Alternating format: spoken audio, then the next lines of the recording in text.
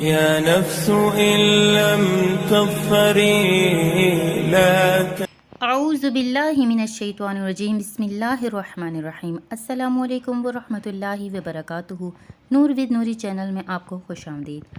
محترم ناظرین، زید بن ثابت رضی اللہ تعالیٰ عنہ کہتے ہیں کہ نبی کریم صلی اللہ علیہ وسلم اپنے خچر پر بنی نجار کے ایک باغ میں تھے، ہم بھی آپ کے ساتھ تھے۔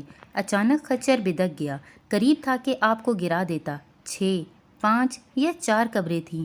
آپ صلی اللہ علیہ وسلم نے فرمایا، ان قبر والوں کو کون جانتا ہے؟ ایک آدمی نے کہا، میں۔ آپ صلی اللہ علیہ وسلم نے فرمایا، یہ لوگ کب فوت ہوئے؟ اس نے کہا، زمانہ شرک میں۔ آپ نے فرمایا، یہ امت اپنی قبروں میں آزمائی جائے گی۔ اگر مجھے اس بات کا خدشہ نہ ہوتا کہ تم اپنے مردے دفن نہ کرو گے تو میں اللہ سے دعا کرتا کہ تمہیں وہ عذاب قبر سنائے جو میں سن رہا ہوں۔ زید نے کہا، پھر آپ ہماری طرف متوجہ ہو گئے اور کہنے لگے، آگ کے عذاب سے اللہ کی پناہ مانگو۔ صحابہ اکرام کہنے لگے، ہم آگ کے عذاب سے اللہ کی پناہ میں آتے ہیں۔ آپ نے فرمایا، قبر کے عذاب سے اللہ کی پناہ مانگو۔ ہم نے کہا، ہم قبر کے عذاب سے اللہ کی پناہ میں آتے ہیں۔ آپ نے فرمایا، ظاہری اور باطنی فتنوں سے اللہ کی پناہ مانگو۔ صحابہ اکرام نے کہا، ہم دجال کے فتنے سے اللہ کی پناہ میں آتے ہیں۔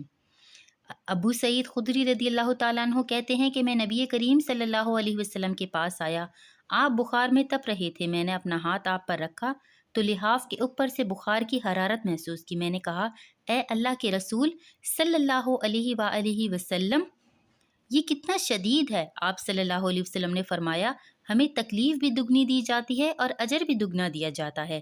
میں نے کہا، اے اللہ کے رسول، لوگوں میں سب سے زیادہ آزمائشیں کس پر آتی ہیں؟ آپ صلی اللہ علیہ وسلم نے فرمایا، انبیاء علیہ السلام پر یا پھر نیک لوگوں پر۔ کسی کو محتاجی میں آزمایا جاتا ہے، حتیٰ کہ اس کے پاس صرف وہ چادر بچتی ہے جو اسے ڈھانپتی ہے، اور وہ آزمائش میں اتنا خوش ہوتا ہے جتنا تم میں سے کوئی بھی شخص خوشحالی میں مسرور ہوتا ہے۔ محترم ناظرین، اس ویڈیو کو لائک اور شیئر کریں۔ مزید اس ویڈیو کو دیکھنے کے لیے ہمارے چینل کو سبسکرائب کریں۔ جزاک اللہ خیرہ۔ السلام علیکم ورحمۃ اللہ۔